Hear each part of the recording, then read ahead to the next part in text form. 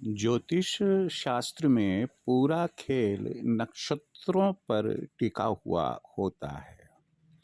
हर ग्रह किसी न किसी नक्षत्र में भ्रमण करता है, तभी हम यह कहते हैं कि वह ग्रह अमुक राशि में भ्रमण कर रहा है।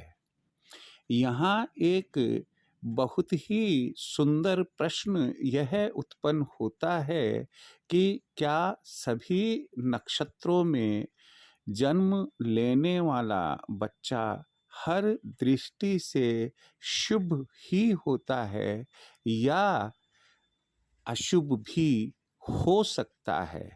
मैं आपको स्पष्ट करना चाहूँगा कि जैसा हम सामान्यतया मानकर चलते हैं कि कुल नक्षत्रों की संख्या 27 है और प्रत्येक नक्षत्र में 4 चरण होते हैं, तो दुनिया में बच्चों का जन्म 27 नक्षत्रों में से किसी न किसी नक्षत्र में और उस नक्षत्र के किसी न किसी चरण में ही होगा।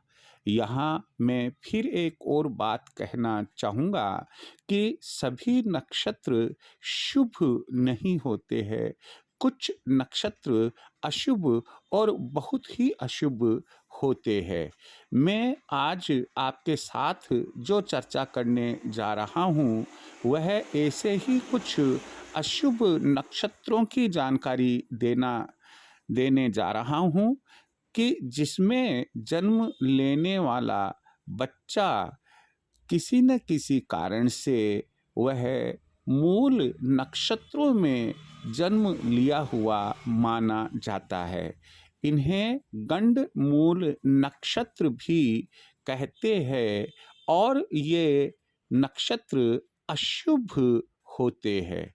मैं आपको इसकी जानकारी दूं चाहूँगा कि अगर सब्सक्राइब नहीं किया चैनल, आप सब्सक्राइब करें, शेयर करें, कमेंट करें, आप जैसा मुनासिब समझे लाइक करें।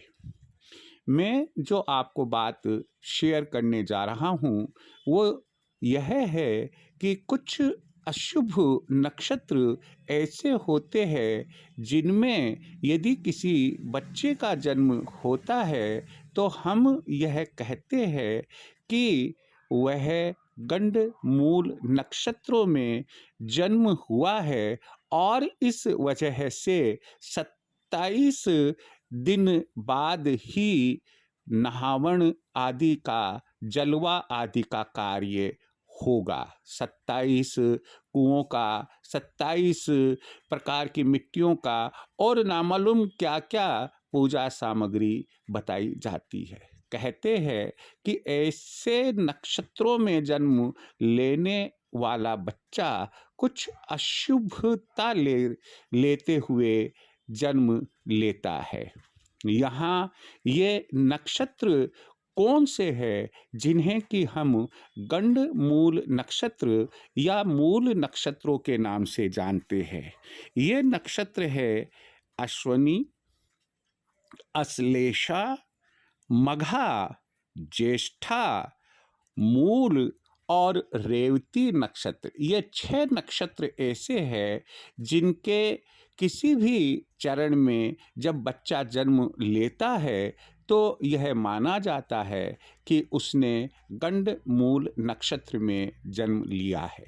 हमारे शास्त्र यह कहते हैं कि यदि जन्म के समय मालूम पड़ जाता है कि इन नक्षत्रों में, मूल नक्षत्रों में बच्चे का जन्म हुआ है, तो उस बच्चे के पिता को नवजात शिशु के दर्शन यानी कि नवजात शिशु का मुंह तब तक नहीं देखना चाहिए जब तक कि विधि विधान से पूजा पाठ उन नक्षत्रों में जन्म लेने के कारण जो अशुभ हुआ है, अशुभता आई है, उसका पूजा पाठ संपन्न नहीं हो जाता है।